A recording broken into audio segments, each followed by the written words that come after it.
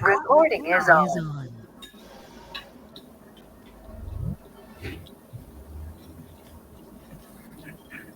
Bueno, buenos días para todos, buenas tardes para quienes estén del otro lado del Atlántico. Gracias por unirse a esta primera conferencia, a este ciclo de 3 conferencias que tendremos con el profesor universitario Ricardo Torres. Gracias por unirse a esta iniciativa con nosotros. Ya muchos seguramente, o la mayoría de los que están acá, porque si no, no hubiesen podido unirse, recibieron el correo de José Hassan, nuestro director editorial, enviándoles las características de este encuentro. La idea es poder interactuar, ya el profesor un poco nos explicará, pero él quiere que también, bueno, pues hagamos preguntas y sentirse que estamos interactuando. También haremos algún que otro ejercicio para que la clase sea un poco, o la conferencia sea un poco más dinámica, pero bueno, en cualquier caso el sentido, o sea, como esto no es un curso como tal, sino el sentido es darnos tips, herramientas para que como periodistas podamos acceder a estos datos económicos, los lugares a los que están los pocos datos o los muchos, que casi siempre somos bien pocos, que están disponibles, para que sepamos dónde podemos buscar y algunas ideas en torno a ese trabajo con datos en sentido general y datos relacionados con la economía cubana, fundamentalmente. Entonces, bueno, dejo los micrófonos a Ricardo, adelante. Y bueno, ya saben que cualquier duda está el chat, pueden escribirnos por el chat, o si no, levantan la mano, hay una opción de levantar la mano.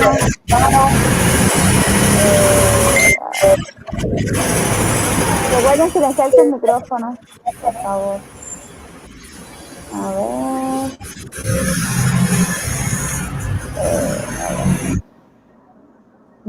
Ya. No, hay alguien que no tiene su micrófono silenciado. Bueno, Ricardo, si quiere vaya comenzando y yo reviso acá porque hay alguien que no tiene... Ok. Bueno, gracias Ana Lidia, y bueno, gracias al toque también a Hassan, que fue básicamente el que tuvo esta idea, aunque veníamos conversando hacía un tiempo sobre, digamos, diversos posibles proyectos, básicamente. Y bueno, surgió esta idea de poder compartir con un grupo de periodistas, o por lo menos periodistas que están de alguna manera interesados en hacer algo de periodismo económico. Entonces, déjame primero poder compartir básicamente como yo me imaginaría la actividad. O sea, básicamente nosotros habíamos conversado sobre dos cuestiones que queríamos ver en este ciclo, ¿no? O sea, primeramente había un elemento que tiene que ver con un poco aclarar, discutir de manera simple algunos términos económicos básicos que son como el vocabulario muy básico para hablar de cuestiones económicas. Eso lo voy a ver en la presentación más adelante. Y el otro elemento tenía que ver con, bueno, compartir, dar pistas y, digamos, enseñar de alguna manera cómo usar también fuentes de datos sobre economía cubana que están disponibles. Y básicamente, si llegamos a ese punto hoy, solamente vamos a hablar de momento sobre fuentes que se originan dentro de Cuba. No son muchas, pero las hay, y yo creo que se pueden aprovechar muchísimo mejor, ¿no? Entonces, yo lo que había comentado también, tanto con Hassan como Ana Lidia, es el hecho de que, por supuesto que lo mejor sería que estuviéramos todos en una habitación, en un aula o en cualquier tipo de salón de conferencias y pudiéramos interactuar personalmente. No es posible, pero bueno, gracias también a lo que ha ocurrido en los últimos años, hoy tenemos esta posibilidad que no es perfecta, un sustituto perfecto, decimos en economía, pero ayuda definitivamente a compartir conocimiento y a interactuar. Entonces, yo lo que les pido es que, claro, hay un problema de conexión. Me dicen que en la medida que todas las cámaras estén encendidas, o muchas de ellas, para los que están desde Cuba sobre todo, puede ser un problema. Sabemos que la conexión en nuestro país no es la mejor, pero también que se sientan libres en la medida de que ustedes lo consideren, porque para mí también es bueno ver algunas caras De momento ahora solo que veo pantallas oscuras y con nombres y con números. Bueno, ni con nombre, con letras solamente. Sería bueno tener esa referencia y también que no sientan que las preguntas tienen que quedar para el final. Porque a lo mejor, fíjense, nos extendemos tanto que al final ya no va a quedar mucho tiempo para preguntas. Entonces, sí les pido encarecidamente que las preguntas vayan tratando de hacerlas también por el camino. En la medida que voy avanzando en algunos contenidos, que vayan preguntando, así se puede generar un ambiente un poco más cercano, porque se siente bastante distante e impersonal cuando no hay ese tipo de interacción, que nunca va a ser perfecta, todos lo sabemos, pero por lo menos tratemos de acercarnos. Yo conozco, creo, algunos de los que están acá por diversas razones, a otros no. Supongo que los que están aquí tienen determinado interés, repito, en escribir y hacer algún tipo de trabajo, digamos, periodista, como periodista económico, digamos, ¿no? Tengo que decir algo. Yo soy economista. He tenido que estar frente a muchos públicos, pero nunca en esta posición. O sea, quiero decir esto porque es importante. Ustedes respetan su profesión, yo también respeto la mía. El periodismo económico es una rama bien definida, bien profesional en el mundo. O sea, esto no es para amateurs, en el sentido de que yo no voy a atreverme a decir que yo estoy dando un curso de periodismo económico. Es lo que quiero aclarar acá, porque yo no soy periodista y lo que conozco de comunicación y periodismo lo conozco por haber leído un poco a muchos de ustedes probablemente, pero yo no soy periodista y repito, este no es un curso sobre periodismo económico. Ojalá que sí, en estas 3 conferencias logremos una cercanía y compartir conocimiento a un nivel tal que entonces algunos de ustedes se animen efectivamente a interesarse mucho más por esa rama, digamos, del periodismo y ojalá a pasar, ¿no?, a un curso de periodismo económico como tal. Pero quizás eso como proyecto, repito, es un poco más a largo plazo porque en ese caso tendría que haber una preparación mucho más profunda y ya hay muchos institutos y digamos, escuelas en el mundo, universidades que ofrecen cursos e incluso, digamos, diplomas de este tipo. Entonces, quiero aclarar eso, repito, en aras de respetar la profesión de ustedes y la mía también. Pero bueno, quizás por acá se puede empezar un camino, ojalá, esa es una de mis motivaciones más importantes. Se puede empezar un camino para generar bastante interés. Es un mundo que está prácticamente inexplorado en el caso de Cuba. Como ustedes sabrán, estarán de acuerdo conmigo, no hay buen periodismo económico en Cuba. O sea, hay poco y no muy bueno, para decirlo de manera elegante. Y es un déficit muy importante porque más allá de que amo mi profesión, todos estamos claros de que hace falta, digamos, si queremos construir un país mejor, algo que necesitamos es debate, información, análisis y obviamente cuando se trata de economía hay mucho interés generalmente porque es algo que nos toca a todos los días, como estamos viviendo hoy, digamos, en este caso de forma negativa, ¿no? Entonces, quiero empezar por ahí. Yo he preparado una presentación, también voy a usar un documento de Word porque voy a compartir algunas definiciones con ustedes.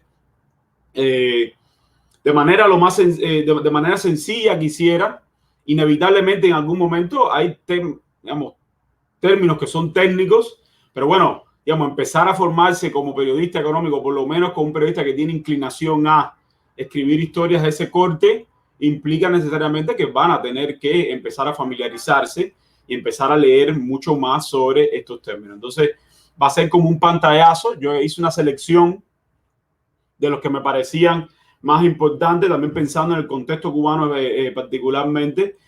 Hay una amplia variedad de términos. Es un mundo muy amplio, como vamos a ver más adelante.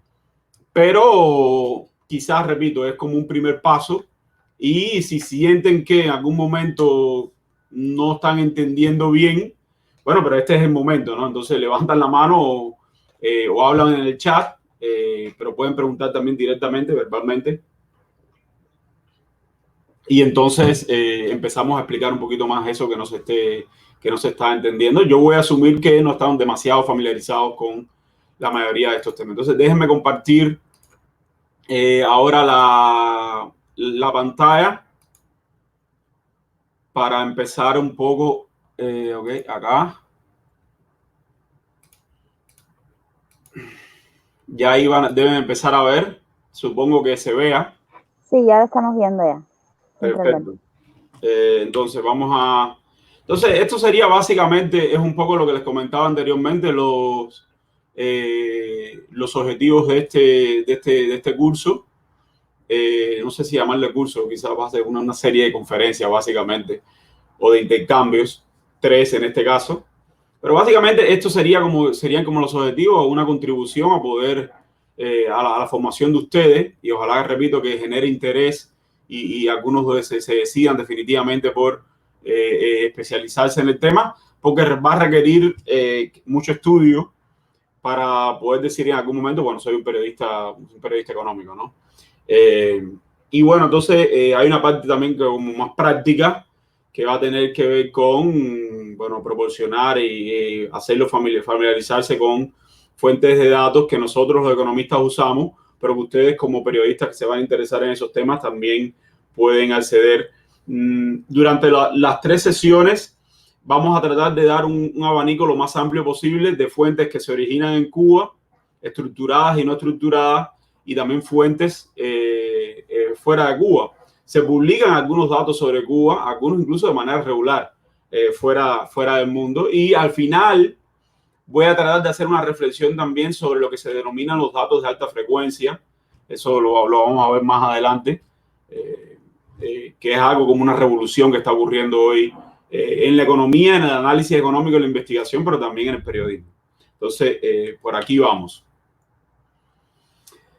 El contenido, fíjense, yo no sé si vamos a ser capaces de cubrir todo esto. Esta es como la propuesta para las 3 sesiones, que tienen aproximadamente 1 hora y media de duración. Y hoy vamos a ver hasta dónde llegamos, pero en principio vamos a ver indicadores económicos. Vamos a hacer unas aclaraciones, algunas pequeñas definiciones.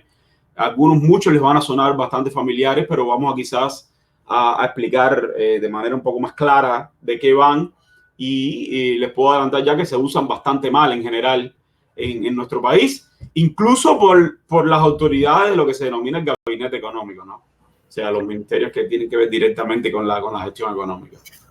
Es lamentable, pero es así.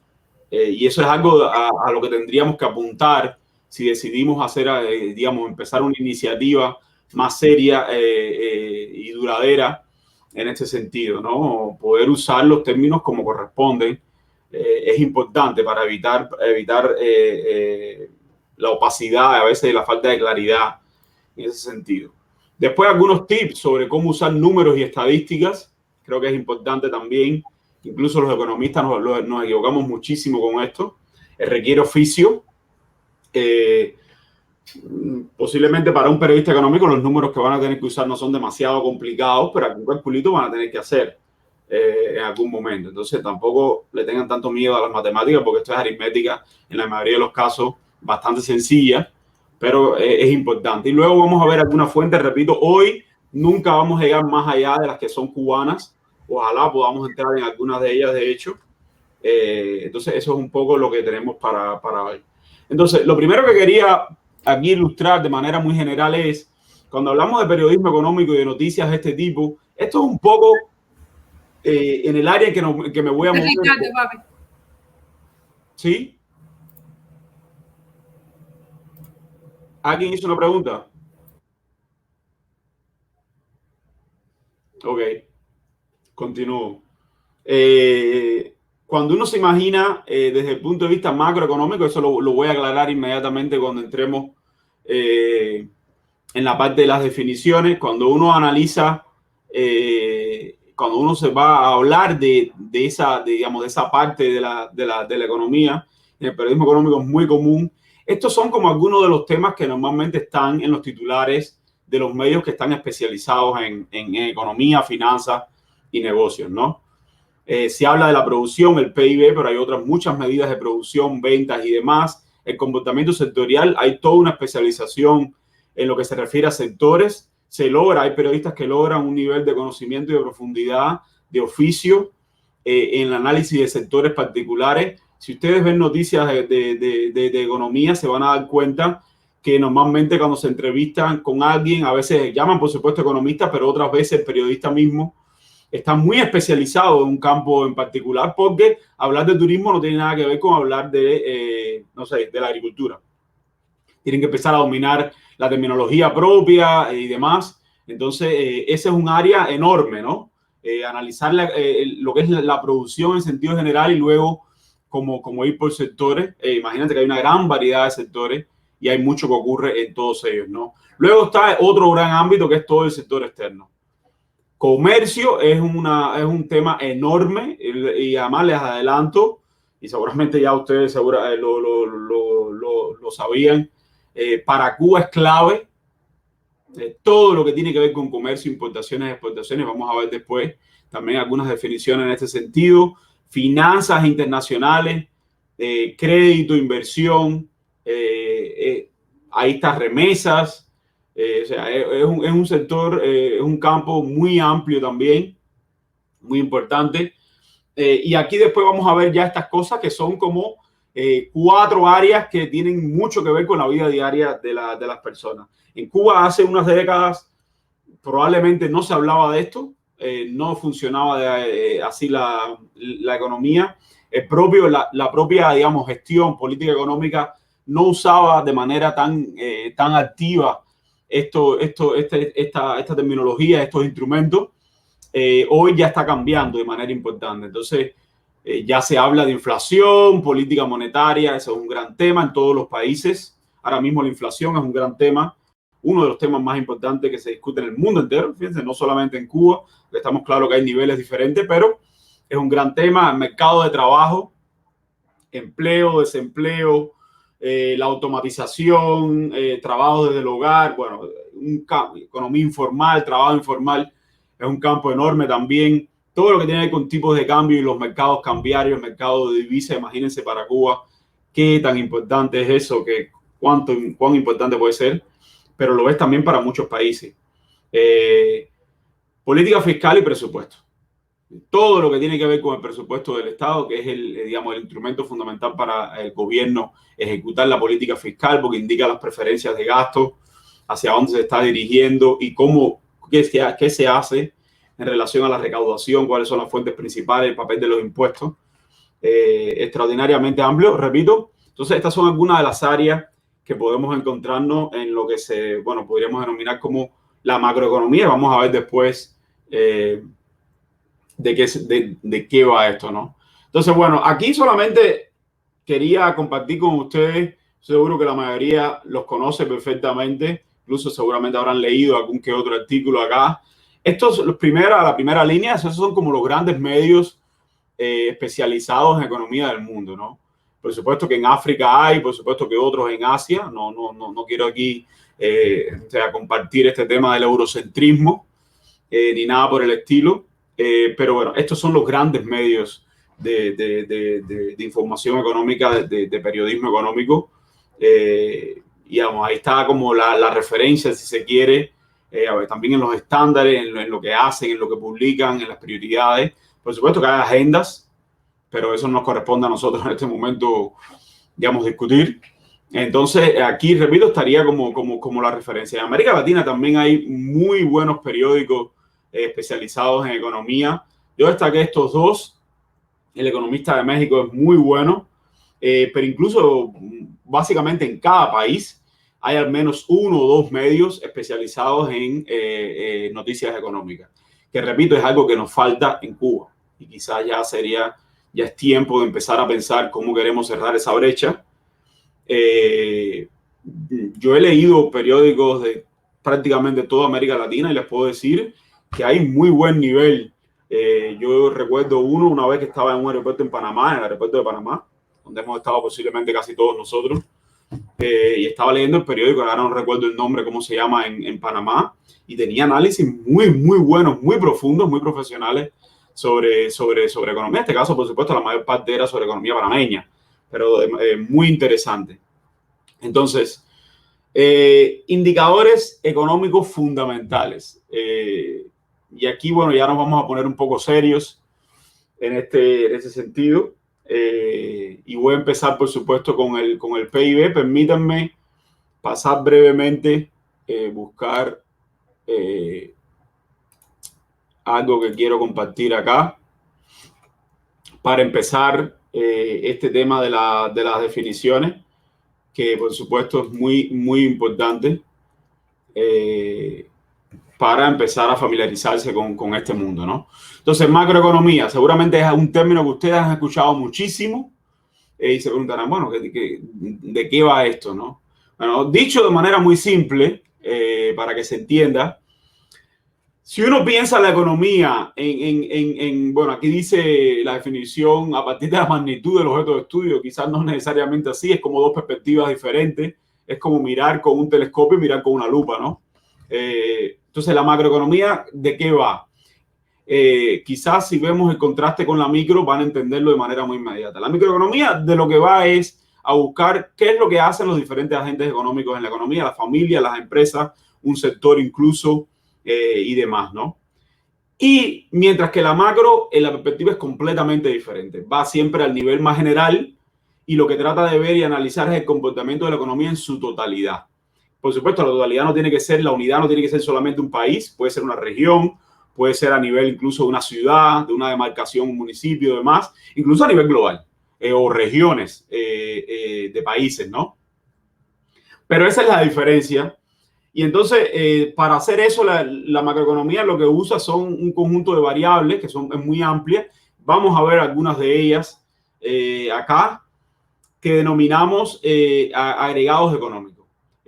Digo esto porque en esto que yo voy a compartir con ustedes, nosotros de momento no vamos a estar hablando tanto de un área de lo que es el periodismo económico que es muy importante y muy grande, que tiene que ver con el análisis de empresas, los emprendedores, incluso los negocios, las finanzas, incluso finanzas personales y demás. O sea, ese no es el foco de esto que vamos a estar haciendo durante estos 3 días, pero lo digo porque es una parte muy válida del periodismo económico.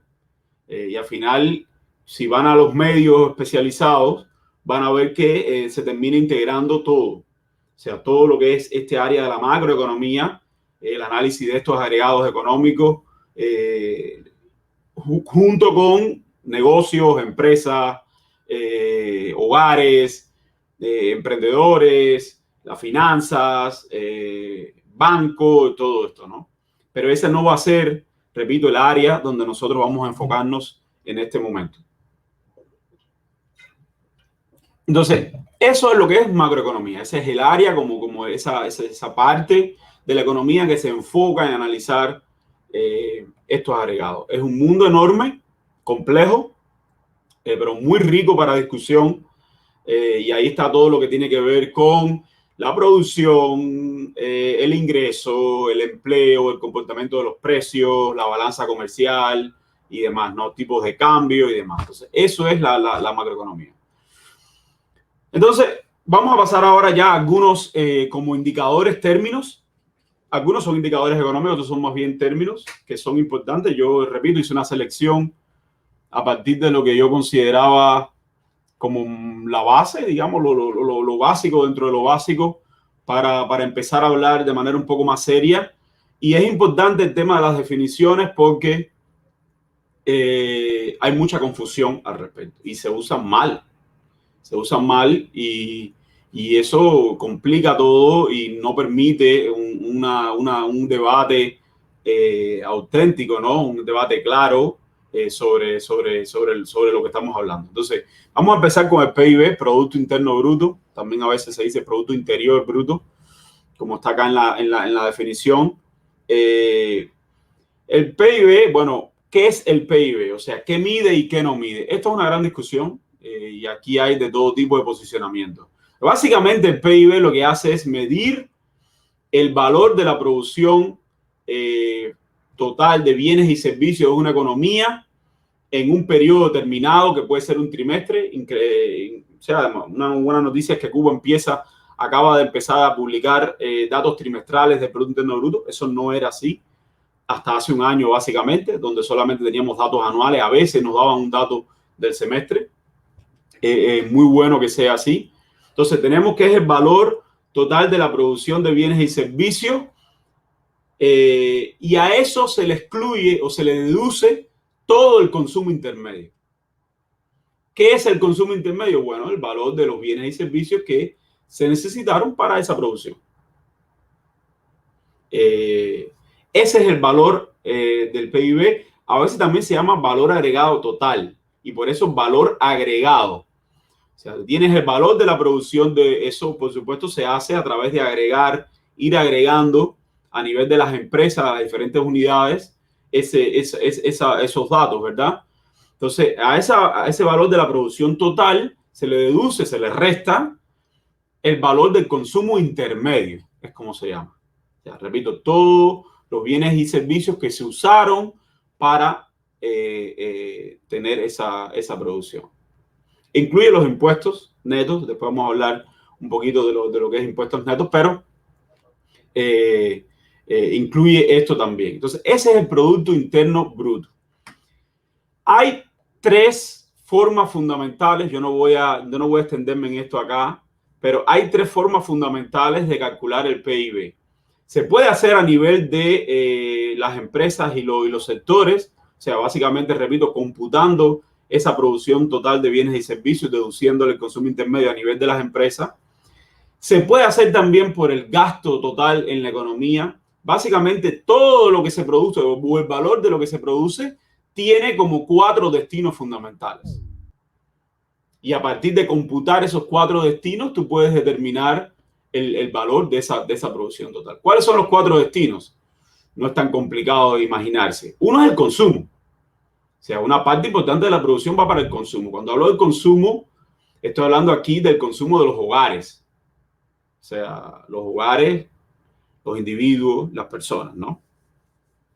El otro consumo es el consumo que se llama consumo de gobierno. El gobierno también consume bienes y servicios por una amplia variedad de razones, incluso para su propio funcionamiento. Luego tenemos lo que es la inversión. Una parte de lo que se produce va para inversión, o sea, para ampliar las capacidades, o por lo menos para mantener las capacidades actuales durante el proceso de producción.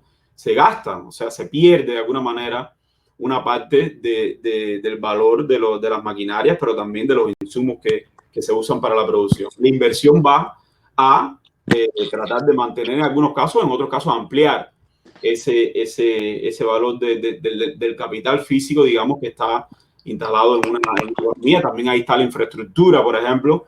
Si estamos construyendo una carretera, eso es inversión. Si estamos construyendo un puente o reparándolo, etcétera. Y el otro destino son las exportaciones. Una parte de lo que produce un país, va para, o sea, se envía, se le vende a otros países. Y aquí entonces aprovecho para también aclarar qué cosa es una exportación. Esto es importante, parece obvio, pero no lo es. La definición de exportación es la siguiente: es el valor de los bienes y servicios que se le venden a un no residente. Cuando un canadiense viene a Cuba y compra, o sea, se aloja en un hotel, compró bienes y servicios todo durante su estancia, eso es una exportación, aunque ocurra dentro de Cuba, porque es bienes y servicios que se le están vendiendo a un no residente. Desde el punto de vista de la computación de las cuentas nacionales, que es el sistema de indicadores que se construye para entender y analizar la economía a este nivel macro, esa persona no es un residente en Cuba, y por lo tanto todos los bienes y servicios que se le venden se considera una exportación. Entonces el Producto Interno Bruto también, ese es el otro destino, son las exportaciones. Y para computarlo de manera general, lo que se incluye dentro del Producto Interno Bruto son las exportaciones netas, lo que termina siendo una ecuación donde a esas exportaciones se le deducen las importaciones. Profe. Las importaciones netas. Sí. Bueno, yo asumo aquí, como usted dijo, que podíamos interrumpirlo y no esperar al final. Entonces, lo que entendemos por ingresos del turismo, ¿qué es lo que se entiende en eso en economía? Si esta definición incluye que lo que consume o lo que compra un no residente en Cuba puede ser una exportación. Bueno, fíjate, ahí voy a hacer dos aclaraciones importantes. Primero, turismo incluye todo, incluso el nacional. Entonces tendríamos que ver o hacer una aclaración de turismo internacional, ¿no? Entonces, y los ingresos no es lo mismo que valor agregado o que exportaciones. Fíjate. Entonces, en el ingreso está todo el valor de lo que se le vendió a los no residentes, en este caso, a los que vinieron al país como turistas. Eso es lo que está en el número. Después fíjense, cuando vayamos a estudiar un poquito el anuario, para ver un poco lo que aparece ahí y cómo entender lo que aparece ahí. En el anuario, en el capítulo de turismo, hay una sección que dice ingresos totales turísticos. Eso es todos los bienes y servicios que se le vendieron a los no residentes. Pero ahí no está, por ejemplo, todo lo que gastaron cubanos como turistas dentro del país. No estaría ahí, porque eso sale por otro capítulo, porque estamos hablando de que para que sea exportación tiene que ser esencialmente toda la venta que se le hace al no residente. No sé si aclaré lo que tú querías o no te quedó claro. Sí, gracias. Sí, entonces el turismo, fíjense, el turismo tiene una característica, ahora que tú hablas de él, que quizás después cuando veamos algunos sectores se puede aclarar mejor. El turismo no es un sector per se y como tal no aparece en las cuentas nacionales. El turismo es una suma de sectores. Porque todo lo que se dice turismo incluye el alojamiento, incluye gastos de comunicación, de transporte, incluye restauración, o sea, todo lo que es restaurantes, cafeterías y demás, pero puede incluir servicios de entretenimiento de diversos tipos, va a un parque, a una excursión y demás. Y eso en las cuentas nacionales se registra por separado en cada uno de esos sectores, porque lo registran las empresas que están proveyendo ese servicio o ese bien. Y al final tú lo que dices es, bueno, viene un visitante, en este caso estamos hablando del turismo internacional básicamente, viene un visitante y hay un gasto total que hizo ese visitante. Entonces tú dices, bueno, el tamaño de la industria turística nuestra es tanto. O sea, Cuba, por ejemplo, antes de la pandemia, en un año típico, a partir del año 2015, los ingresos del turismo, los ingresos totales del turismo internacional estaban en alrededor de 2.300 millones de dólares. 2.300 millones de dólares. Significa, todos los no residentes que llegaron al país, por concepto de todas las actividades que ellos pagaron en el país, gastaron 2.300 millones de dólares. Pero luego, repito, eso se puede dividir en términos de dónde se gastó eso. Bueno, mira, el 10% fueron gastos de transporte, el 30% fueron gastos de alojamiento, otro 30% fueron restauración, comida y demás. Los turistas también van a tiendas, el comercio interior, y gastan allí, compran productos de diversos tipos. Entonces, es importante porque cuando se habla de turismo, repito, estamos hablando de muchos sectores en realidad, tanto como el visitante use, digamos, durante su estancia. Entonces, PIB es esto, y aquí es importante tener en cuenta lo siguiente. Primero, es el valor agregado. Hay que deducirlo el consumo intermedio. Se computa generalmente en un periodo de tiempo determinado, trimestres, años. El PIB se hizo o se diseñó para medir la actividad económica. Esto es importante. Después vamos a ver una discusión al respecto, porque normalmente se está usando demasiado el PIB para medir bienestar, por ejemplo. Y eso es un error. Incluso se critica que no debemos usar siempre el PIB, que estamos comparando PIB solamente y demás. Bueno, pero el problema es que el PIB se diseñó para medir actividad económica, no se diseñó para medir bienestar. Bienestar es otra categoría completamente diferente. Claro que está relacionado, como vamos a ver ahora, pero son conceptos bien diferentes. Entonces, es con mucho, yo diría que es el indicador económico más usado en todo el mundo, tanto al interior de los países como en las comparaciones internacionales, porque da una idea del potencial económico de un país. Y claro que en la medida que el PIB y sobre todo el PIB per cápita, vamos a hablar después la diferencia entre per cápita y valores absolutos, que es muy importante también. En la medida que el PIB per cápita aumenta, claro, uno entiende que esto es una medida indirecta, por lo menos de la calidad de vida de la población de una economía, y por tanto, repito, se usa muchísimo, constantemente datos sobre cuánto creció el PIB, cuál es el PIB per cápita. Hay otras medidas también de PIB a paridad de poder adquisitivo, pero quizás hoy no vamos a entrar en esos detalles, pero es importante que ya empiecen a familiarizarse con esta terminología. Inflación, que está ahora tan de moda en Cuba, ¿no? Todo el mundo habla de inflación. ¿Qué cosa es inflación? Inflación es básicamente el aumento generalizado y sostenido de los precios de los bienes y servicios en un país durante un periodo de tiempo, normalmente un año, pero también se puede computar mensual y se hace, de hecho, trimestral, etc. Eso es lo que es inflación, crecimiento de los precios. Claro, cuando el nivel de precios sube, eso quiere decir de que con cada unidad de la moneda doméstica se puede adquirir menos bienes y servicios. Es lógico, ¿no? Es bastante intuitivo. O sea, que la inflación refleja de alguna manera la disminución del poder adquisitivo de la moneda. Ahora, para medir la inflación, para medir el crecimiento de los precios, se usan índices. Aquellos que escucharon la intervención de Marino Murillo en la Asamblea explicando los resultados del ordenamiento monetario habrán notado que él usó allí algo de lo que voy a comentar a continuación, ¿no? Reflejan índices, porque claro, hay que tener una idea de cómo están creciendo esos precios. Todos los precios no crecen de la misma manera, incluso no todos crecen simultáneamente, incluso hay precios que pueden estar creciendo y otros decreciendo. Entonces, esos índices, el más común, el que más se comenta internacionalmente, porque es el que se usa sobre todo para dar el dato de inflación genérico en un país, porque además es el que afecta directamente a los consumidores, a nosotros, es el llamado índice de precios al consumidor. Hay muchas metodologías para construir un índice de precios al consumidor. Y básicamente lo que se hace, dicho de manera simple acá, es tomar una canasta, una cesta de bienes y servicios que sea representativa del gasto de una familia típica.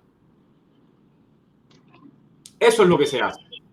Se toma, ejemplo sería, tú dices, bueno, arroz, frijoles, una carne o dos tipos de carne, no sé, leche, transporte, teléfono, no sé, el parque de diversiones, porque las personas también, no solo de pan vivirá el hombre, ¿no? Un libro, y computas el precio, y eso se pondera, y esta es la clave, se pondera. ¿Qué quiere decir ponderar? Que tú no puedes sumar esos precios y dividirlos entre la cantidad de productos que incluiste. ¿Por qué? Porque no todos los productos representan la misma cantidad dentro de tu gasto total de consumo. Si tú lo divides por el número de productos, le estás asignando a cada uno de esos componentes, a cada uno de esos bienes y servicios, el mismo peso dentro del índice final. Y eso no puede ser así, porque el crecimiento del precio de la electricidad en un 3% no significa lo mismo para ti que si crece el precio del pan en un 3%. Porque tú gastas más probablemente en electricidad que en pan al mes. No sé cómo será ahora, francamente. Pero entonces, repito, aquí la clave es, se toma una cesta de bienes y servicios representativa, o sea, tiene que ser lo más amplia posible, y se pondera esos precios. Se pondera la participación que tiene cada uno de esos bienes y servicios en esa canasta. Y se pondera a partir de lo que representan dentro del gasto total en un periodo de tiempo determinado. Para eso hay que tener datos, hay que tener muchos datos. Estos índices no son sencillos de construir, se requiere mucho dato y mucho dato también actualizado, ¿no? Para ir determinando cuál es la dinámica que tienen los precios.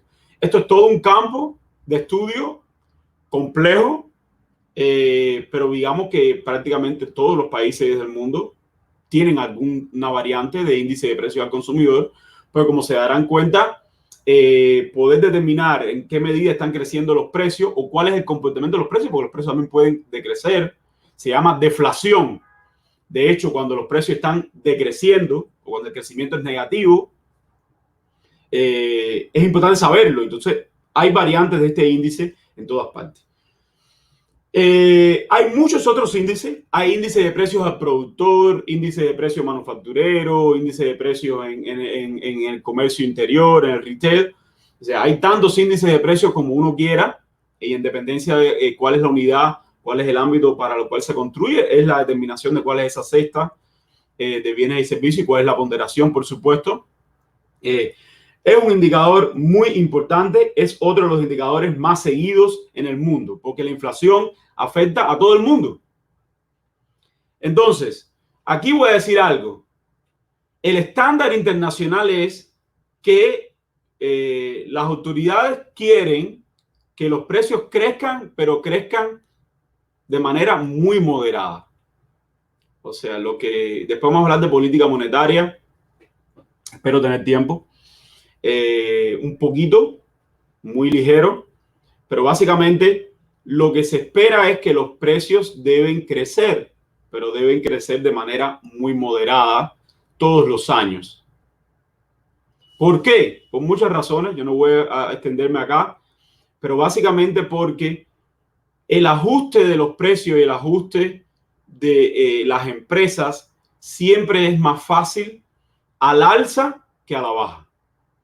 Hay muchas razones por las cuales los precios se resisten a bajar. Y por lo tanto, repito, lo que se espera es que la inflación siempre sea positiva, pero baja. Para ponerles un ejemplo concreto, la mayoría de los bancos centrales del mundo trabajan con un esquema de política monetaria que se denomina metas de inflación. Y las metas que tienen los bancos centrales, por lo menos los bancos centrales más importantes, los de los países más las economías más grandes, los países más avanzados. Esa meta de inflación, por ejemplo, en Estados Unidos, la Reserva Federal, la meta de inflación es el 2%. ¿Qué quiere decir? Que la Reserva Federal se siente cómoda cuando la inflación es del 2% anual. Por ejemplo, el dato de Estados Unidos más reciente es de 6,2%. Por eso hay un debate tan intenso en Estados Unidos ahora mismo sobre inflación. O sea, porque es el triple de la meta del Banco Central y ya se entiende que la inflación es muy alta. En Europa también el Banco Central Europeo tiene una meta de inflación del 2% anual. Entonces, eso no es un punto, es un entorno. Entonces, alrededor del 2%. Si es 1,7, estamos en el entorno. Si es 0,5, estamos muy alejados de la meta de inflación. Si es 3%, podemos todavía maniobrar. Si es 4, ya la inflación es el doble de la meta, por lo tanto es alta y hay que hacer algo al respecto. Después vamos a ver qué hacen los bancos centrales de manera muy general. Entonces, esa es la idea de la inflación. Claro, cuando en Cuba ahora este año nos dijeron que en agosto, en agosto, el índice de precios al consumidor que calcula la ONEI, la Oficina Nacional de Estadística e Información de Cuba, era del 60%, por supuesto, eso es una inflación muy alta en general. Cuando la inflación sobrepasa el 10%, ya se dice que es alta, innecesariamente alta, y hay que hacer algo al respecto. Por cierto que en América Latina hay un historial de alta inflación, lamentablemente, por diversas razones. Pero es así. Entonces, este es el índice de precio al consumidor, esta es la inflación. Entonces, repito, siempre que los precios tienen crecimiento positivo, hay inflación. El debate público es si es alta o es moderada o es baja, y es la que debemos tener, ¿no? No todos los países van a estar cómodos o no todas las economías tienen que estar cómodas con el mismo nivel de inflación. Para nada. Hay países donde, por ejemplo, en Uruguay, la historia reciente ha dicho que una inflación del 6% es una inflación con la cual los agentes económicos ahí se sienten cómodos. Pues nada, esa es la que es entonces. No hay que presionar en determinado sentido pero para que tengan una idea de cuáles son las proporciones que se manejan con respecto a esta inflación. Tasa de actividad económica. Vamos a ver después que en realidad yo les estaba diciendo en la presentación, o no sé si vieron en la pantalla, que otro indicador muy importante para hablar de una economía es la tasa de desempleo. Esto es uno de los más comentados también, es uno de los que se reporta siempre. Pero decía allí que para Cuba la tasa de desempleo que reporta la ONEI no dice mucho sobre el estado del mercado laboral. Y este es algo que es importante que ustedes empiecen a incorporar. ¿Por qué?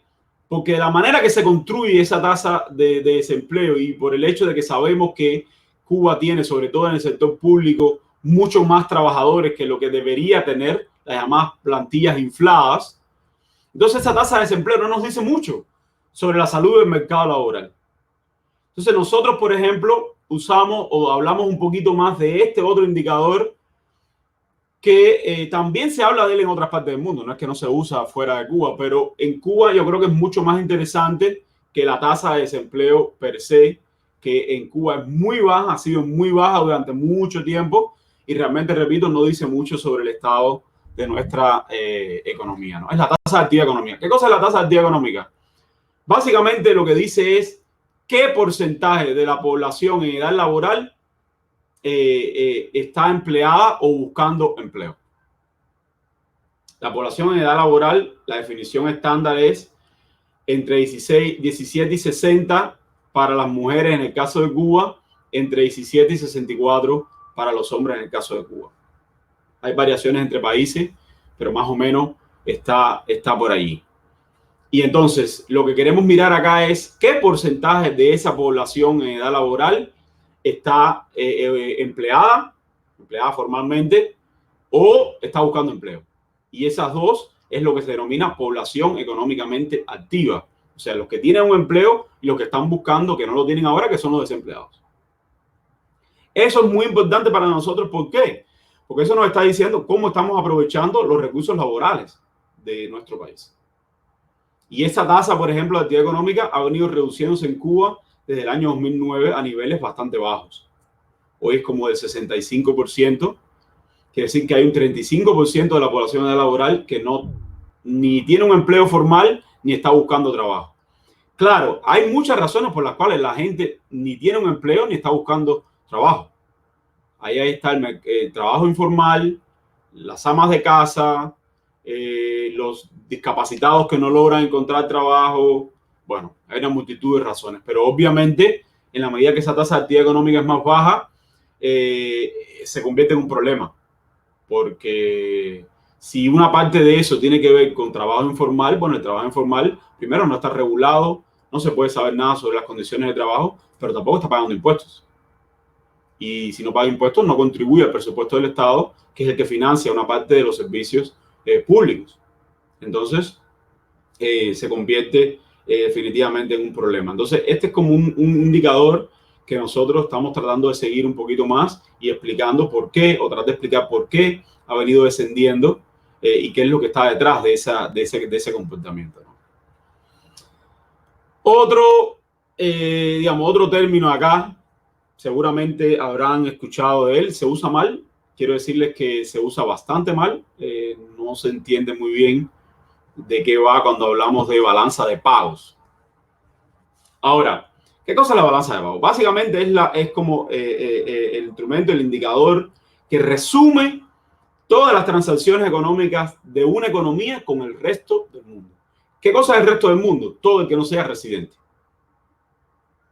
Y todas esas transacciones se registran en lo que se conoce como balanza de pagos. Es el país, la economía, con todos sus actores económicos, sus empresas, sus individuos también, y todas las transacciones que se realizan con el resto del mundo.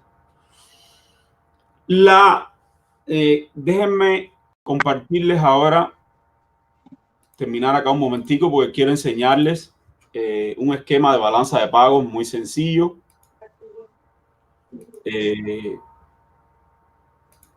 Para que se logre entender o por lo menos ver mejor. Creo que si aquí lo ven, ¿lo ven? ¿Se ve? Sí, sí, sí. Bueno, básicamente tiene estos tres componentes. Esto es bastante técnico, pero yo solamente para ilustrarles y señalar de lo que se habla más. Porque es importante que se hable correctamente, además, ¿no? Está lo que se llama... Una pregunta, disculpa que te interrumpa. Sí, ¿Ese es el que se utiliza para cuando se habla de la deuda externa de Cuba? Exactamente. La deuda está en la cuenta de capital. Efectivamente. Y los movimientos en esa deuda están registrados en la cuenta, o deben registrarse en la cuenta de capital. Sí. A ver, la cuenta corriente registra las transacciones que tienen lugar a corto plazo en el periodo de un año. Por ejemplo, si Cuba hace un desembolso para pagar su deuda, amortizando principal e intereses, eso está en la cuenta corriente. Pero tiene una contraparte en la cuenta de capital, porque si yo desembolsé ese pago, se reduce la deuda. Se reduce el stock de deuda. Y eso está registrado en la cuenta, o se va a registrar en la cuenta de capital. La cuenta corriente, repito, registra las transacciones que tienen lugar en un año, transacciones de corto plazo. Vamos a ver ahora, porque esta es la que más se usa y es la más, digo yo, por lo menos la más interesante para hablar de comercio y demás, está en la cuenta corriente. Y la cuenta corriente es como el espejo de la cuenta de capital. O sea, estos movimientos acá tienen que financiarse y ese financiamiento se registra en la cuenta de capital. Por ejemplo, yo puedo importar. ¿Cómo pagué las importaciones? A lo mejor fue con un crédito. El crédito en sí va a estar en la cuenta de capital. Y aquí voy a registrar la importación, que es la otra partida, en la cuenta corriente. Entonces, la cuenta corriente tiene tres cuentas fundamentales. Tiene la balanza comercial, seguramente es un término que han escuchado muchísimo. Balanza comercial, que originalmente se usaba solamente para los bienes. Pero hoy ya se usa la balanza comercial para tanto bienes como servicios. Entonces sería la balanza de bienes que registra la exportación e importación de bienes en un año o un periodo, puede ser 3 meses, un mes, un semestre. Está la balanza de servicios que registra otra vez las exportaciones e importaciones en un periodo determinado de servicios. Y está la balanza de transferencia. ¿Qué son las transferencias? Las transferencias son los pagos que realiza el país por deuda, efectivamente. Los ingresos que puede tener en ese sentido, le pueden estar pagando deuda a Cuba. No sé si Cuba ahora mismo es acreedor importante de algún país, probablemente no, pero puede ser, puede ser. Nicaragua tiene una deuda con nosotros, que creo que se la condonamos en algún momento, por ejemplo. Entonces, los pagos de deuda de esa deuda, por ejemplo, se irían a registrar aquí en la transferencia. ¿Qué otro pago está registrado ahí que es muy importante para el país? Los pagos al capital extranjero. Cuando una empresa termina el ejercicio, una empresa mixta o una empresa extranjera termina su ejercicio en Cuba en un periodo, tiene ingresos, luego calcula beneficios y hay que hacer pagos de dividendos.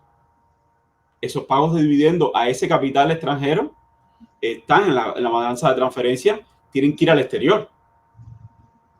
Bueno, ahora no lo estamos haciendo probablemente, bueno, no tenemos divisas, pero claro que esos pagos no se pueden hacer, cuando van para el exterior no se pueden hacer en pesos cubanos, ni antes en CUC. Hay que hacerlos en euros, o en dólares canadienses, o en francos suizos, y eso estaría ahí. Lo mismo que si una empresa cubana tiene inversiones en el exterior, como creo que, por ejemplo, Cubanacan tiene un hotel o es dueña de la mitad de un hotel en Shanghai, esos dividendos se pagan y se registran acá como ingresos en esa balanza de transferencia.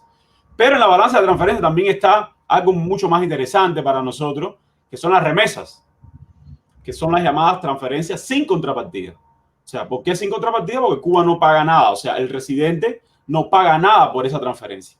No devuelve un bien o un servicio o un pago. O sea, se recibe sin contrapartida. Eso se registra en la balanza de transferencia, como también se registran las donaciones en ambos sentidos. Cuando tú le donas a alguien, a un país, un no residente, una cantidad de dinero, está registrada en la balanza de transferencia. Cuando hacen donaciones a Cuba, también se registra. Entonces, al final, todo esto se va agregando y al final un saldo. Y eso es un término que pueden haber escuchado, dice déficit o superávit en cuenta corriente. Déficit o superávit en cuenta corriente. Si hay un déficit en cuenta corriente, tiene que haber un superávit en la cuenta de capital. Tienes que haber pedido un crédito, tiene que haber llegado inversión extranjera. Algo tiene que ocurrir para financiar ese déficit, porque si hay un déficit quiere decir que tú exportaste o, digamos, tuviste que hacer más pagos que los que recibiste. Tienes un déficit, te falta dinero. Y ese dinero tiene que venir en la cuenta de capital en el sentido contrario. O sea, alguien tiene que haberte prestado ese dinero, alguien tiene que haberte lo regalado también. Si hay un superávit, es lo contrario. Si hay un superávit, hiciste menos pago de los que recibiste, entonces tiene que haber un signo negativo en la balanza, en la cuenta de capital, porque ese dinero que te sobró, entre comillas, lo usaste para pagar deuda, redujiste el volumen de la deuda, o adquiriste, si hiciste inversiones en el exterior y demás, ¿no? Entonces, ese es digamos, el juego que hay entre la cuenta de capital y la cuenta corriente. Luego está la cuenta de reserva, que lo que registra es la diferencia, básicamente. Puede ser que si tienes un superávit no hagas nada de lo que dije anteriormente, lo que haces es lo pones en las reservas internacionales del país. Son cuentas que tiene el Banco Central en bancos extranjeros, básicamente. Entonces, esto es más o menos de manera general lo que es la balanza de pagos. Es muy importante. Todo, como dije anteriormente, todo lo que tiene que ver con comercio es muy importante para hacer análisis de tipo económico. Voy a seguir acá con las definiciones. Tipo de interés, tasa de interés. Bueno, ya aquí se nos ponemos un poquito más serios y más complicados, pero de manera general. Básicamente, la tasa de interés, ¿qué cosa es? El precio del dinero. Es el precio del dinero, el precio por el uso del dinero. Es el tipo que te va a cobrar, el dinero que te va a cobrar, la cantidad de dinero que te va a cobrar el banco, digamos, por prestarte dinero. Y los bancos centrales lo usan mucho como instrumento de política monetaria. Voy a hablar un poquitico después de eso, pero no mucho porque es muy complicado. Pero es básicamente eso. Es un instrumento muy importante porque tasas de interés más altas significa que va a haber menos crédito. La gente va a pedir menos crédito y cuesta más. Y tasas de interés mucho más bajas significan que va a haber mucho más crédito y por lo tanto va a haber como más actividad económica y más consumo. La gente va a pedir más prestado para consumir o para invertir. Básicamente de eso va. Pero es eso. Los bancos centrales, repito, es una tasa muy importante y es uno de los instrumentos más importantes que tienen los bancos centrales para controlar la cantidad de dinero que está en circulación. El tipo de cambio, el famoso tipo de cambio. Puede ser muy complejo la discusión acá. Para mantenerlo de manera sencilla, básicamente el tipo de cambio es el precio de tu moneda medido en moneda extranjera. Eso es lo que es. O sea, cuántas unidades y se puede ver en ambos sentidos. O sea, puedes decir cuántas unidades de moneda doméstica necesitas para comprar una unidad de moneda extranjera, la que sea, o cuántas unidades de moneda extranjera necesitas para comprar una unidad de moneda doméstica. O sea, se computa en ambas direcciones. El número es diferente, pero digamos, el concepto es el mismo. Y esto es muy importante y, por cierto, el tipo de cambio está muy vinculado con lo que pasa en la cuenta corriente y en la balanza de pago en sentido general. ¿Por qué? Porque el precio de la moneda extranjera en tu país depende mucho de cuán abundante sea esa moneda extranjera. Si hay un problema en cuenta corriente, tienes déficit, no tienes ingresos suficientes, hay una tendencia inevitable a que tu moneda nacional pierda valor frente a la moneda extranjera. Y eso es lo que estamos viviendo en Cuba hoy. Si lo piensan de manera muy sencilla, aquí no hay ningún secreto. Aquí hay una economía que tiene un problema de balanza de pago que no empezó incluso con la pandemia. Han disminuido bastante los ingresos en divisas. Eso pone en tensión la balanza de pago. Cuba ha dejado de hacer pagos internacionales de importantes. Y eso se va a trasladar inevitablemente a la economía doméstica en la forma de una depreciación o una devaluación del tipo de cambio.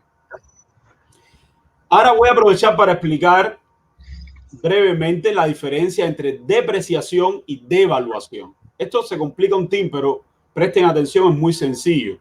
Parece igual, pero no es lo mismo. Se usa depreciación cuando el régimen de tipo de cambio es flexible, o sea, cuando el precio de la moneda se determina en el mercado. se habla de depreciación o apreciación de la moneda. Si estamos hablando de qué es lo que está pasando con el valor del peso mexicano, hoy vamos a estar hablando de apreciación del peso o depreciación del peso. En el caso de Cuba, no en el mercado informal, que sí está determinado su valor por el mercado, sino en el tipo de cambio oficial, tendríamos que hablar de devaluación o de reevaluación. ¿Por qué? Porque el tipo de cambio en Cuba es fijo. No varía constantemente a partir de las condiciones de mercado. Por eso cuando pasamos de el tipo de cambio 1 a 1 en el sector formal oficial a 1 a 25, se dijo, se devaluó la moneda, porque es una decisión de la autoridad monetaria, bueno, en este caso del conjunto de las autoridades económicas en Cuba, porque no fue solo el Banco Central. Entonces ahí hablamos de devaluación. Es importante porque a veces se confunden y se usan indistintamente uno u otro término y es incorrecto. Depreciación es para cuando el tipo de cambio se determina en el mercado, un régimen de tipo de cambio flexible o algunas de esas evaluaciones, hay muchas maneras de hacerlo. Y devaluación y revaluación se usa cuando el tipo de cambio es fijo. Entonces ese sería el término adecuado para lo que puede pasar con el tipo de cambio oficial. Ahora, si estuviéramos hablando del tipo de cambio que estamos viendo en el mercado informal en Cuba, hay un mercado informal de divisa y que crece además porque el mercado formal no resuelve el problema de acceso a la divisa. Entonces ahí sí tendríamos que hablar de apreciación de la moneda o de depreciación de la moneda. En este caso lo que está ocurriendo es la depreciación de la moneda. Hay que dar más cantidad de moneda doméstica por cada unidad de moneda extranjera. Y ese tipo de cambio además se puede determinar frente a todas las monedas, digamos, relevantes. Dólar canadiense, euro, franco suizo, libra esterlina. Hasta el MLC lamentablemente se ha convertido como una especie de moneda, aunque no lo es en la práctica. Eso es el tipo de cambio. Política monetaria. Cuando se habla de política monetaria, a lo que nos estamos refiriendo es a todo lo que hace el Banco Central, que es la autoridad monetaria en la mayoría de los países, para regular la cantidad de dinero y crédito en una economía. Esa es la política monetaria. Es muy importante, como se imaginarán, porque a partir de ahí depende el comportamiento de los precios y toda una serie de efectos económicos que son muy importantes. Los bancos centrales son de las entidades más importantes en cualquier país. Tienen un nivel técnico generalmente muy elevado y son instituciones relativamente conservadoras en general. Y los bancos centrales disponen de instrumentos, o sea, ¿cómo regulamos la cantidad de dinero en la economía? Hay tres instrumentos básicamente: el tipo de interés, las operaciones de mercado abierto, que es básicamente vender bonos o comprarlos, y el encaje legal, que es la cantidad de dinero que los bancos tienen que tener almacenados en el Banco Central, dicho de manera muy sencilla. Cambiando esto, jugando con estos instrumentos, para decirlo de una manera muy desenfadada, se regula la cantidad de dinero en la economía. En nuestro caso, hay política monetaria, lo que Cuba tiene un esquema de política monetaria muy sui generis, porque Cuba no es una economía de mercado típica. Sigue siendo una economía, ahora mismo como un híbrido. Hay espacios de mercado y hay todavía zonas importantes de la economía que se manejan de manera tradicional como una economía centralmente planificada. Una pregunta, Ricardo. Sí, adelante. Tiene que ver con cuando el banco emite estos bonos soberanos para comprar la deuda pública del propio Estado, o sea, del presupuesto público. ¿Tiene que ver con esta política monetaria? Es que eso nunca lo he entendido. A ver, tiene que ver, pero en ese caso no es, digamos, ese no es el ejemplo más feliz. ¿Por qué? Porque ahí lo que se está dando es una vinculación entre el Banco Central y el presupuesto del Estado. El Estado tiene un déficit presupuestario, tiene que cubrirlo, tiene que pedir dinero prestado, y en este caso se lo está pidiendo al Banco Central. Claro, si el Banco Central se decida a financiar indefinidamente los déficits que tenga el gobierno, de alguna manera está aumentando la cantidad de dinero en circulación, porque está, digamos, poniendo una mayor cantidad de masa monetaria en la circulación. Pero a esto de operaciones de mercado abierto, en general el banco emite bonos propios, puede emitir bonos propios. Entonces, si el banco vende bonos, recoge dinero. Y de esa manera está regulando la cantidad de dinero que está en la economía. Si el banco compra esos bonos, para eso tendría que haber un mercado de bonos que no existe en Cuba hoy. Bueno, no existe en Cuba para los individuos.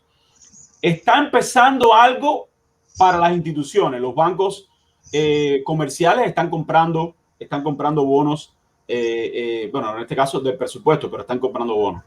Entonces, repito, si tú vendes bonos, recoges dinero. Si le vendes un bono, significa te voy a pagar los 1.000 que vale el bono más un tipo de interés determinado que yo te voy a decir cuál es.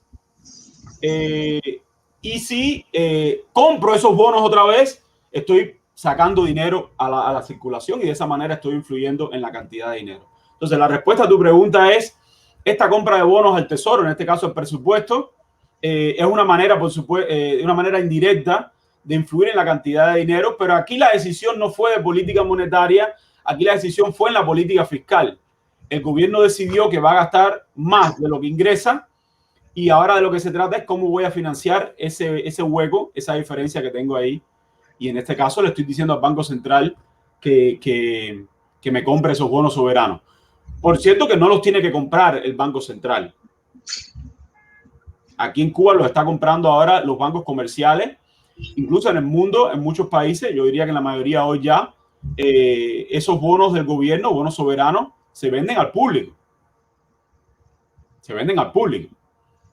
Y bueno, ahí hay una digamos, al final termina siendo una operación que, por supuesto, tiene incidencia en la cantidad de dinero que está circulando en la economía y, por tanto, en los precios en la economía. Entonces, eso es un poco lo que está pasando ahora en Cuba. Cuba tiene un mercado de deuda doméstica muy primitivo. Hasta el año 2014, todo el déficit presupuestario se financiaba con emisión. Se imprimía dinero.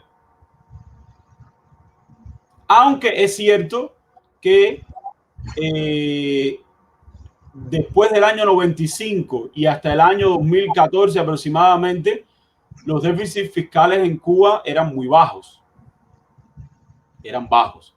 Entonces, bueno, si la economía está creciendo y el déficit fiscal se mantiene bajo, financiarlo con emisión no es tan grave porque una economía en crecimiento es una economía que necesita más dinero, porque hay más transacciones, hay más pagos que se están haciendo.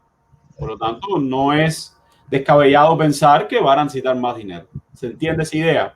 El problema es cuando el déficit empieza a sobrepasar los umbrales que se consideran aceptables.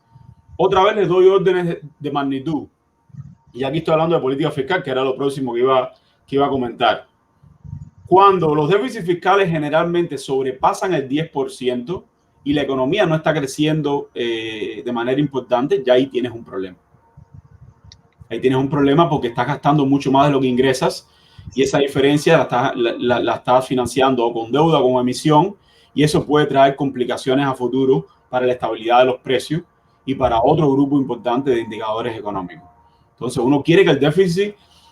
A ver, lo que se dice en economía estándar es el déficit per se no es negativo. Lo que tenemos que ver como negativo es la magnitud del déficit. Casi siempre los países, la mayoría de los países, yo me atrevería a decir, tienen déficits fiscales. Lo que ocurre es que la mayoría de los países los han mantenido en umbrales que son manejables por la política económica y por lo tanto no se convierte en un problema. El problema, repito, viene cuando se van del umbral. Ya en Cuba tenemos 2 años donde el déficit se ha disparado. Eso es malo y, por supuesto, no es un secreto ni es casual de que con déficits fiscales tan altos tengamos ahora una inflación que está creciendo tanto. O sea, no hay secreto, eso no es un accidente, ¿no? Es que está relacionado una cosa con la otra. El año pasado el déficit fiscal fue del 17%. Ya eso es elevado. Y este año va a sobrepasar el 20% fácilmente. Y ya veníamos del 2019 con un déficit del 6, tanto por ciento, que también es alto.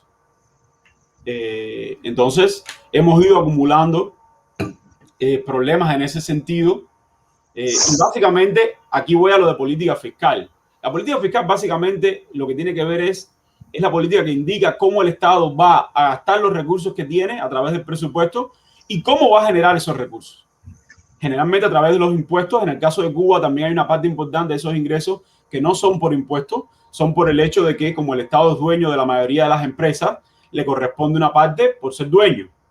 Lo que serían normalmente los dividendos, pero en el caso de Cuba no tiene ese nombre para las empresas estatales, porque no están estructuradas la mayoría de ellas por acciones, pero es básicamente el equivalente. O sea, el Estado toma una parte del beneficio por el hecho de que es el dueño. Y eso también es una parte importante de los ingresos al presupuesto del Estado. Entonces, eso es lo que hace la política fiscal.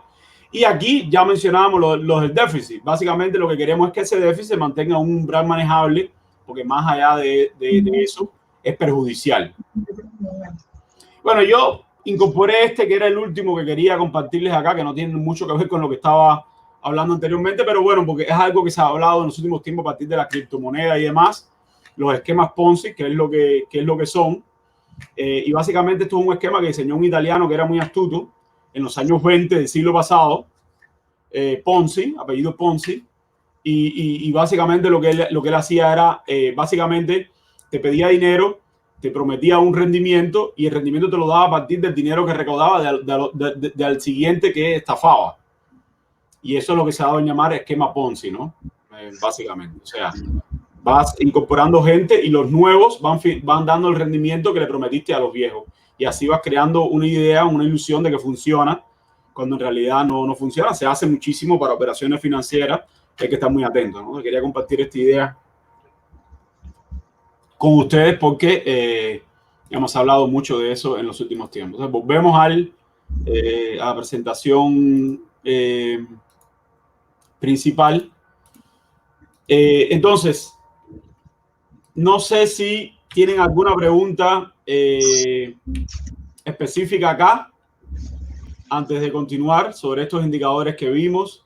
Repito, aquí la idea es que aquellos que se van a decidir a empezar a trabajar un poco más en serio estos temas, sí deben empezar a familiarizarse con estas definiciones y a tenerlas bien claras para ser precisos a la hora de redactar lo que estamos haciendo, ¿no?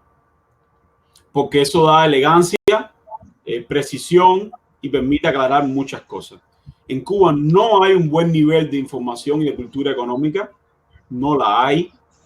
Y yo creo que esa sería también una de las funciones que podría tener, empezar a contar con un grupo de periodistas que se decanten por el área económica y empiecen a crear un oficio en este sentido para crear esa cultura, ayudar a fomentar esa cultura económica. Como dije anteriormente, hay un manejo muy deficiente de los términos económicos en sentido general. Y ahora voy a ponerle un ejemplo de 3 términos, por lo menos 2 de ellos que se usan indistintamente en todo momento y están mal empleados en el 99% de los casos, ¿no? Que son eficiencia, eficacia y pertinencia. Yo no sé si eficiencia y eficacia tienen otras implicaciones en otras profesiones, en otras ramas del saber, incluso en partes de la vida, no lo sé, pero en economía tienen implicaciones muy concretas y hay uso y abuso de ambos en la jerga económica en nuestro país, en la prensa en general.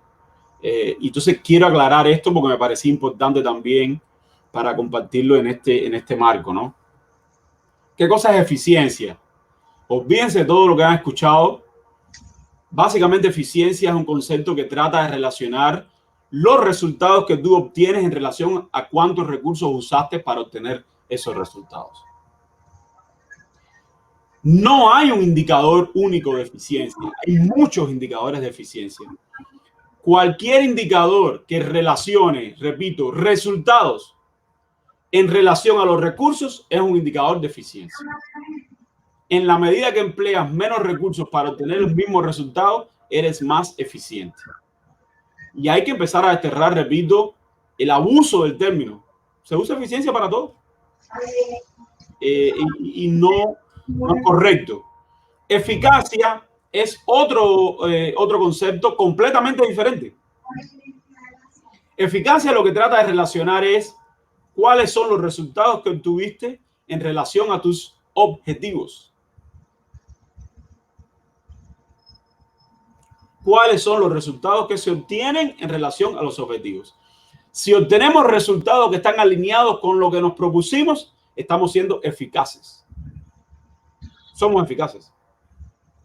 Esto aplica para las personas, para las empresas, para un país. O sea, es un par completamente diferente. Y está este último que se usa menos o incluso se abusa menos de él porque se conoce menos probablemente, pero que completa esta triada de resultados, recursos y objetivos. La pertinencia lo que va a evaluar como concepto es nuestros objetivos en relación a nuestros recursos. O sea, deberíamos estar proponiéndonos esto que nos estamos proponiendo en relación a los recursos que tenemos. Esa es la pertinencia. Y es uno de los errores más comunes. A veces nos proponemos objetivos que están completamente divorciados de los recursos que tenemos. Entonces vamos a fracasar. Entonces, esta triada es importante y esta es la manera correcta de enfocarlos en este sentido. Eficiencia, resultados contra recursos, eficacia, resultados contra objetivos, pertinencia, recursos contra objetivos. Es la manera correcta de enfocar este tema. Entonces, voy a pasar esta lámina que probablemente, según veo el tiempo, va a ser como la última. Y entonces, bueno, tendremos que dejar para las sesiones siguientes, bueno, para la sesión siguiente, todo lo que es las fuentes. No es tan sencillo, repito, recorrer todo este camino. Y bueno, como quiera que sea, tenemos como 2 sesiones más, ¿no? Entonces, un primer asunto acá con los números y las estadísticas económicas que seguramente ustedes se han roto la cabeza algunos, pero tratando de entender de qué va uno y de qué va otro. Hay variables nominales y variables reales. Y aquí tienen que empezar a olvidarse de cualquier definición que tengan para estas dos palabras anteriores, ¿no? Aquí estamos hablando ahora en el ámbito económico. Las variables nominales son las variables que aparecen en precios corrientes. ¿Qué son los precios corrientes? Son los precios que no se ajustaron por ningún índice de precios para medir poder adquisitivo.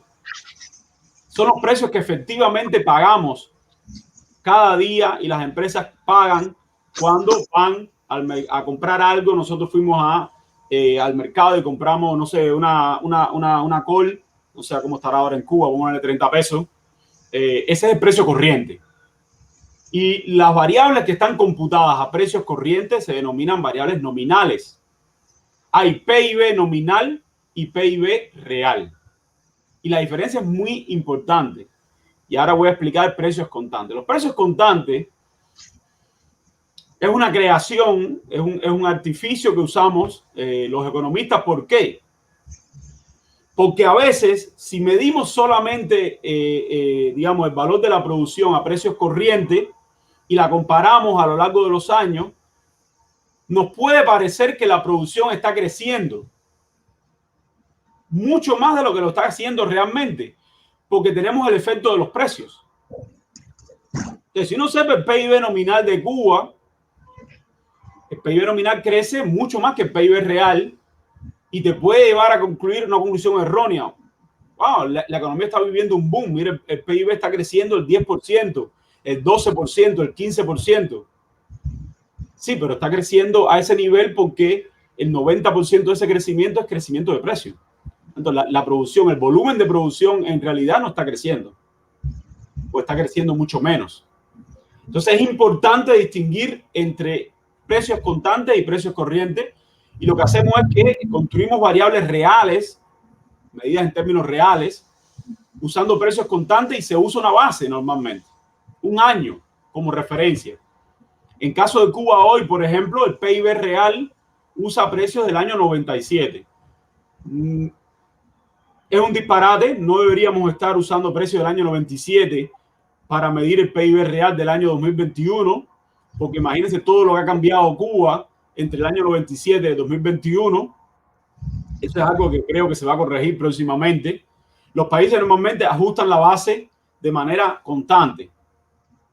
porque las economías cambian, las estructuras de las economías cambian. Y ya un precio tan antiguo no te sirve mucho para evaluar qué es lo que está ocurriendo en la realidad.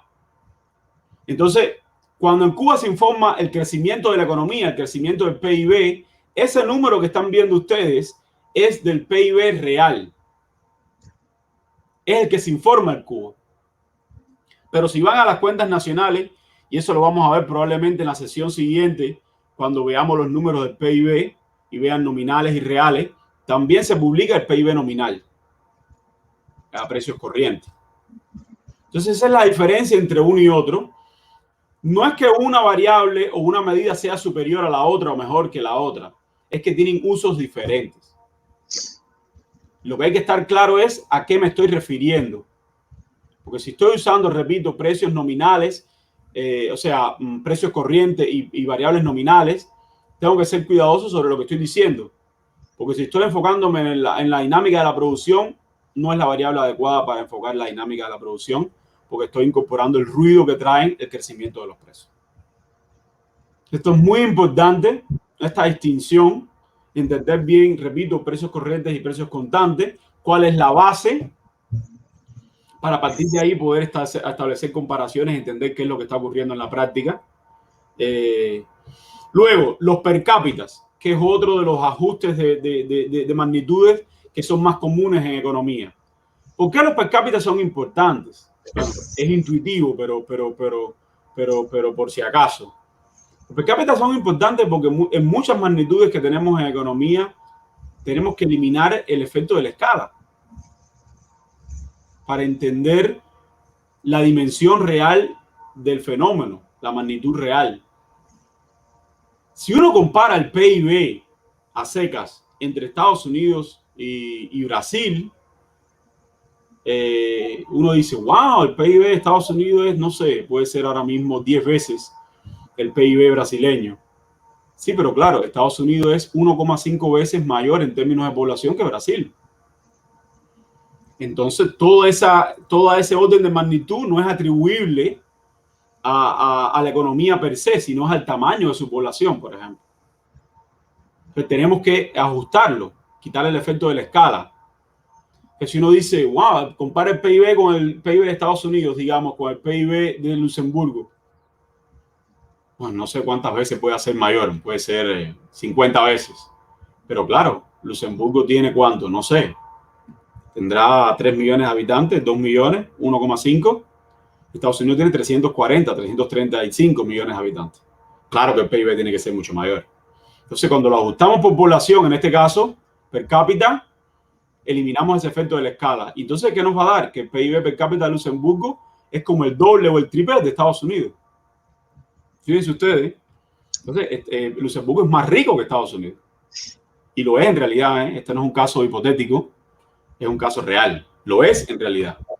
Entonces, muchas veces nos interesa y nos conviene para medir o para entender de qué estamos hablando, introducir, ajustar las magnitudes por la población, que es uno de los más usados, y llevarlos a términos per cápita, y a partir de ahí podemos tener una idea. Pues si queremos comparar el bienestar o podemos comparar la riqueza relativa entre países, probablemente el PIB per cápita es mucho más importante e interesante que comparar PIB en absoluto.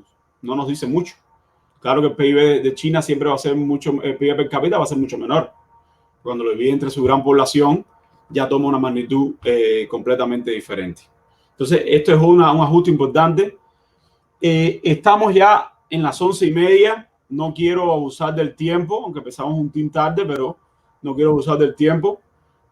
Ustedes me dicen si prefieren terminar estas 3 cuestiones aquí o lo retomamos en la sesión siguiente.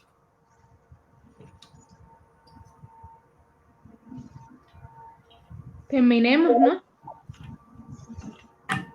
Sí, yo creo que... ¿Qué tiempo nos faltaría? O sea, según tus diapositivas. No, yo termino aquí. Terminaría con los promedios, los porcentajes, las interpretaciones de esto, pero igual podemos retomarlo en la sesión siguiente. No, digamos, no interrumpe el ritmo de la explicación. Y ya, bueno, por supuesto, seguiríamos para el tema de las fuentes de información.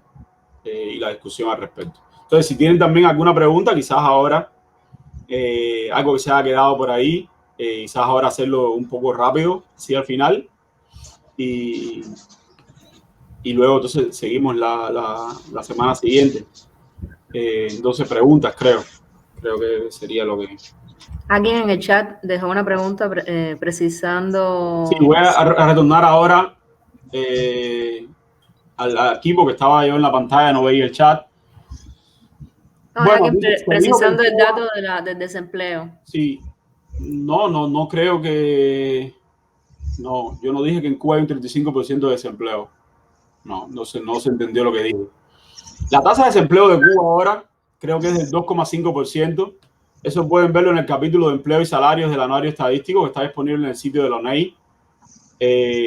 Lo que dije que era el 35% era la población o sea, la proporción de la población en edad laboral que no tiene un empleo formal o no lo está buscando. Eso es lo que es el 35%. Yo ahí tengo una pregunta. ¿Cómo se estima qué parte lo está buscando o no lo está buscando? Hay encuestas de desempleo, se hacen encuestas de desempleo. Bueno, en todos los países se hacen. En Cuba creo que se hacen también. No me pregunten ahora cuál es la metodología específica que se usa, porque no la conozco de manera particular. Pero también en Cuba, digamos, ellos tienen, digamos, hay un instrumento que sirve, estoy seguro, para determinar esto y que tiene que ver con o sea, los requisitos, o sea, las peticiones de empleo que la gente hace en las oficinas de empleo. Hay oficinas de empleo en cada municipio prácticamente en Cuba, que son administradas por el Ministerio de Trabajo y Seguridad Social. Entonces, a partir de ahí puedes tener una idea de cuánta gente está buscando empleo que no lo tiene. Y luego, normalmente en los países lo que hay es una cantidad de tiempo que tienes que estar buscando empleo para ser considerado desempleado. Hay muchos tipos de desempleo, por cierto. No quisiera entrar me tomaría mucho más tiempo explicarlo. Quizás si quieren y les interesa en la semana siguiente puedo explicarlo porque puede ser interesante también. Hay empleo friccional, estructural, y hay otro tipo que ahora no, hay uno que no recuerdo. Son totalmente diferentes.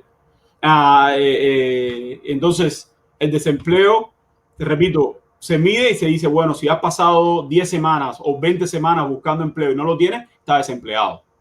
Pero no porque pasas 3 semanas buscando empleo, te vas a considerar desempleado, ¿no? Entonces, es importante porque... Ricardo, sí. Perdóname una pregunta. Te podría por el chat subempleo, porque esa categoría se utiliza mucho en el lenguaje claro. Sobre Cuba. El subempleo básicamente sale un poco de esta conversación en el sentido de que el subempleo lo que va a tratar de... es un concepto que lo que va a tratar de buscar es cuán bien empleados están los que están empleados. ¿En qué sentido? Por ejemplo, si tú tienes plantillas infladas, o sea, estás empleando muchas más personas de las que realmente necesitas, hay subempleo ahí. Porque vas a tener que pagar mucho menos de lo que pagarías normalmente. No está bien aprovechado el tiempo de los que están empleados, ¿no? Entonces, hay subempleo. Bueno, pero yo tengo entendido, rectificamente, que la medida de subempleo en Cuba ha estado mucho tiempo escondiendo, filtrando el desempleo real. Claro, o sea, porque eso combinado con el hecho de que del bajo poder adquisitivo del salario, por ejemplo, la inflación hace que tú puedes tener un empleo, digamos, en el sector público, con muy baja remuneración. Esto ha ocurrido durante muchísimos años, hasta antes que subieran los salarios hace un par de años, ¿no? Y tú estás empleado nominalmente, pero tus ingresos mayores no provienen del salario, o sea, tú vives de otra cosa. Entonces eso genera una distorsión durísima de la productividad, del deseo de trabajar, de todo lo demás, ¿no? O sea, que el tema del subempleo en Cuba todavía, y lo que quisiera saber ahora, que es lo que te pregunto, ¿qué peso tiene si se sabe? Porque, por ejemplo, la política del trabajo por cuenta propia estaba dirigida precisamente a mover empleo estatal hacia el sector privado y disminuir ese subempleo precisamente, ¿no? Más la ineficiencia empresarial y todo lo demás. ¿Qué ha pasado con eso? ¿Ha ocurrido ese efecto? ¿Ha tenido ese efecto realmente? Bueno, mira, ese es un tema enorme. Yo creo que ahora mismo por el tiempo quizás no lo vamos a agotar. Yo lo dejo a consideración de ustedes. Yo puedo hablar 10 minutos más perfectamente. Si quieren, en la sesión siguiente, ya que voy a terminar con 3 otras cuestiones, puedo incluir el debate sobre el salario real, salario nominal y qué es lo que hay alrededor de eso y su conexión con el empleo.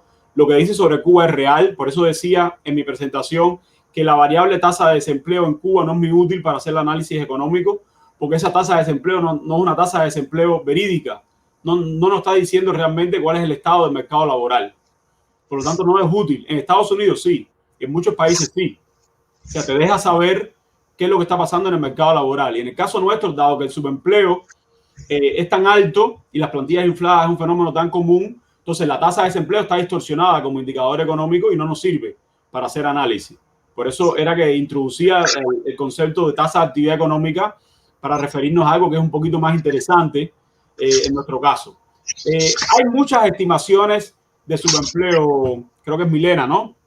Hay muchas estimaciones de subempleo. Depende mucho de cuál es la referencia que tomes de productividad para determinar cuántos trabajadores te hacen falta. Fíjate que pasa por ahí, ¿no? ¿Cuál es el indicador de productividad que vas a determinar como el que realmente prevalece en el mercado, si se quiere, para entonces calcular cuántos trabajadores te hacen falta?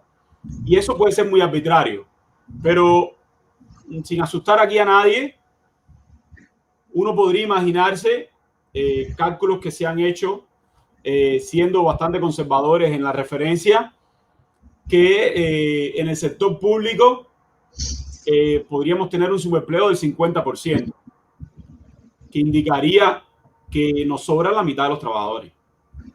Si fuéramos a aplicar un criterio relativamente riguroso de productividad y de remuneración.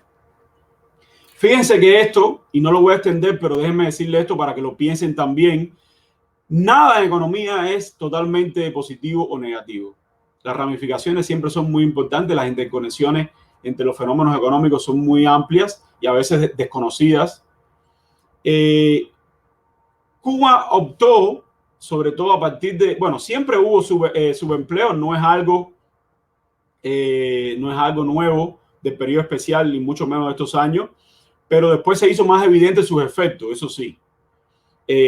Cuba optó por proteger el empleo y hacer el ajuste mediante salario real. Piénsenlo como un pie, como un pastel. Si tu pastel se redujo de tamaño y tú mantienes a la misma cantidad de gente empleada, tienes que pagarle menos. Es muy sencillo. En una economía de mercado típica, en Estados Unidos quizás, aunque tampoco es tan radical, una parte importante del ajuste cuando hay una crisis económica se produce a través del empleo. Digo una parte importante del ajuste, no todo el ajuste. Se produce a través del empleo. La empresa dice, bueno, pues tengo que despedirte. Porque no hay ya actividad económica, no hay volumen de producción porque justifique tu puesto de trabajo. Tenemos que cerrar y tú te quedas desempleado. Cuba en los 90 optó por un camino diferente. Y es decir, yo voy a tratar de proteger el empleo. De todas maneras, si revisan las cifras de desempleo de aquellos años, podemos verlas también. Verán que el desempleo sí, la tasa de desempleo sí aumentó. Llegó, creo que en algún momento llegó a ser del 8%, lo cual para Cuba es un dato, una cifra bastante alta. Pero se protegió el empleo. Pero claro, la contrapartida de proteger el empleo, entre comillas, es que va el salario real, o sea, la cantidad de bienes y servicios que está disponible para todo el mundo es mucho menor. Entonces, no hay magia. Si así el pie se reduce, mira, lo mejor que podemos hacer es tratar de repartir ese pie lo mejor posible, pero a todo el mundo le va a tocar menos. Bueno, o a la mayoría de las personas le va a tocar menos. No hay magia en ese sentido. Entonces, esa idea del subempleo es un poco la noción de que queremos proteger el empleo para que los costos de la crisis, digamos, se repartan más equitativamente. El problema del subempleo y las plantillas infladas es que genera incentivos perversos a largo plazo. Decimos en economía, tiene efectos dinámicos graves para la economía, porque entonces, dado que el salario nominal y real tiene mucho menos impacto en tu capacidad de satisfacer las necesidades, pues entonces tu interés por el trabajo es menor. Y entonces vas a tratar de hacer cualquier otra cosa para generar dinero. Entonces le vas a prestar menos atención a tu trabajo, te vas a especializar menos la productividad va a crecer menos, estás menos enfocado en él, no le prestas atención, menos disciplina, etcétera, etcétera, etcétera, etcétera. Y entonces las administraciones, las gerencias tienen menos poder de maniobra, menos capacidad de maniobra, porque claro, ellos saben que si te presionan mucho te vas. Porque perder el empleo no te cambia tu vida para el salario que estás recibiendo. Entonces se genera un incentivo perverso para las empresas. Entonces yo lo que digo para dejarlo aquí es que es un asunto que tiene muchos ángulos, que hay que examinar con gran atención, pero obviamente la salida de siempre recurrir a inflar plantilla para resolver, entre comillas, el problema del empleo no es sostenible a largo plazo, porque tiene otros efectos en la economía que son muy perversos. Y ahí estamos enredados, nos hemos quedado enredados. Fíjense que la actualización proponía reducir las plantillas del sector estatal y de hecho se redujeron. Entre el 2010 y 2020, más de 1 millón de trabajadores salieron del sector estatal. Lo que pasa es que no todos salieron para el sector privado. Una salida hacia el exterior del país y otra hacia el sector informal, que tampoco es una buena solución a largo plazo, quiero decir. Aunque tampoco es un problema solamente de Cuba. América Latina, uno de los rasgos de su estructura económica son los altos niveles de informalidad en el empleo. O sea, tampoco pensemos que esto es algo como muy exclusivo de Cuba y nada por el estilo, ¿no? Pero sí es un fenómeno relativamente nuevo. Sí, voy a compartir todas las tablas y gráficos. Lo van a tener como parte de los materiales del curso. Bueno, aquí me hacen una pregunta sobre los impuestos y el déficit. Para decirlo de manera breve, sí, tú puedes subir los impuestos, pero subir los impuestos tiene efectos en la actividad económica. Si tú subes mucho los impuestos, por ejemplo, en el sector informal o en el sector privado, por ejemplo, lo que vas a hacer es vas a tener menos declaración. Vas a darle un incentivo muy importante para que se escondan una parte de lo que hacen o para que incluso lleven el negocio a la informalidad. Entonces hay que ser cuidadoso con el tema de los impuestos, un campo muy amplio en economía también, imposición.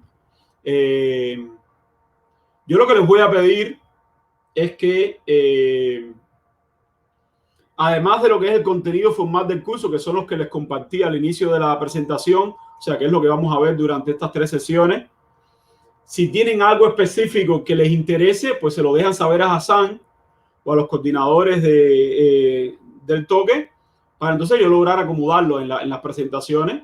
Y bueno, de todas maneras siempre pueden hacer preguntas, ¿no? Entonces creo que de momento vamos a tratar de dejarlo por acá. Ya llevamos casi 15 minutos por encima del tiempo previsto. Y bueno, ya repito, tendremos más tiempo, 2 sesiones más para evacuar muchas más dudas y todo lo demás. Entonces, cualquier retroalimentación es bienvenida en cualquier sentido. No hay que ser innecesariamente polite, o sea, generoso o cortés. Déjenlo saber a Hassan o a mí directamente. Y entonces, en principio, nos vemos el viernes siguiente a las 10 de la mañana, hora del este, en Estados Unidos, hora de Cuba, y en Europa posiblemente como 6 horas más, creo. Entonces, bueno, lo devuelvo a la coordinadora, no sé si está por acá, Ana Lidia. Sí, sí. Cierres y bueno, gracias. Sí, por acá estuvimos. Entonces, la idea es vernos el próximo viernes, ¿verdad? Para seguir conversando y quizás las próximas secciones sesiones de trabajo ya sean un poquito más aterrizadas en herramientas, en consejos sobre cómo buscar datos también.